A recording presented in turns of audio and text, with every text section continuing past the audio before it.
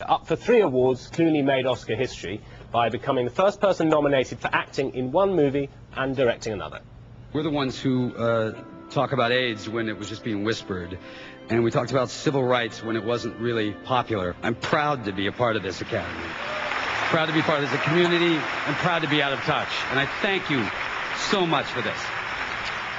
James, he's nominating himself as the sort of leader of liberal America, isn't he? Yeah, but he's doing more than a lot of other people, and you could argue that he's doing more than politicians because he's more in the public eye and maybe people pay more attention to him. I mean, I think it's a fantastic and very slick move on his part from being, well, he could have been another bit of box office meat if he'd followed the Batman route, but he's actually become someone who can combine entertainment but also intelligence, and that's difficult to do if you're an actor, difficult to get that balance, but he's got it. Let's just judge a little bit of the movie Syriana.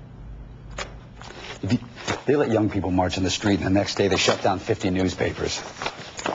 Put a few satellite dishes up on the roofs, let them have my 2 dads. That doesn't mean that the Ayatollahs are surrendering 1 iota of control over that nation. Mr. Barnes, the reform movement in Iran is one of the president's great hopes for the region, and crucial to the petroleum security of the United States. These gentlemen are with the CLI. The Committee for the Liberation of Iran, Mr. Barnes.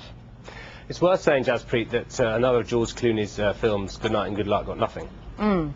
But he was always going to walk over something last night, and I'm glad he walked away with Syriana. I mean, he did a great performance in that film, slightly overweight, put on weight specifically for the role.